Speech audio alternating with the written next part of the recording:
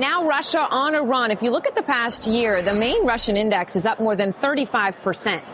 It was a bit rocky about 10 months ago, but since then there's been a resurgence out of Moscow.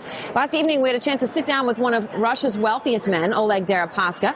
Among his 100 companies is Rusal, the world's largest aluminum company. Rusal shares are up over 37% since their debut in Hong Kong just over a year ago. The company betting big on China. And so I asked Deripaska if China could keep growing at 10% a year.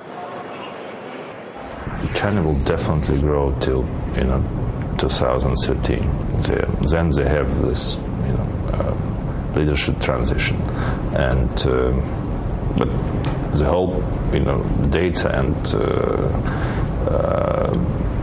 their policy support urbanization. They try to develop more their western regions, and of course opportunity for people to use retail credit and all this financial instruments which now develop in China create a lot of demand for product like cars, kitchen appliance, boom in the housing market. Do you think that the leadership transition in China will be smooth? Do you have any concern about that at all? I have no concern, but it would be different policy. And is China... Different people, different policy. For you, how important is China? I mean, you're the biggest aluminum company in the world, obviously Russia, but China's a huge part of that, and you were really the first big company non-Chinese company to list in Hong Kong. Is it fair to say outside Russia you're putting all your eggs in the China basket? Not just China, Northern Asia, Korea, Japan, China. It's very important. You've seen, for example, in cars, it's the number one market in the world, and they will produce more cars. And aluminum is a three key area: transportation, car, buses, train, plane, packaging, and because of... They want to build planes too now. Yes, and they will. Yeah, and construction.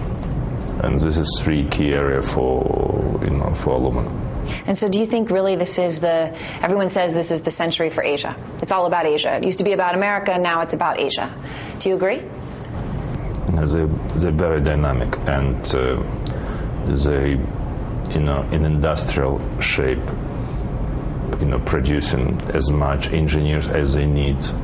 Look, for example, in the United States, Bush announced new nuclear strategy. But if you look at the age of nuclear engineers which work for U.S. companies, they over 50 average.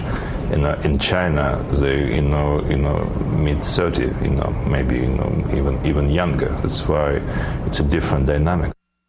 Deripaska notes that if Russia built more railroads, it could get goods from China to China's biggest export market, Europe, in 16 days, as opposed to the current 40 by sea.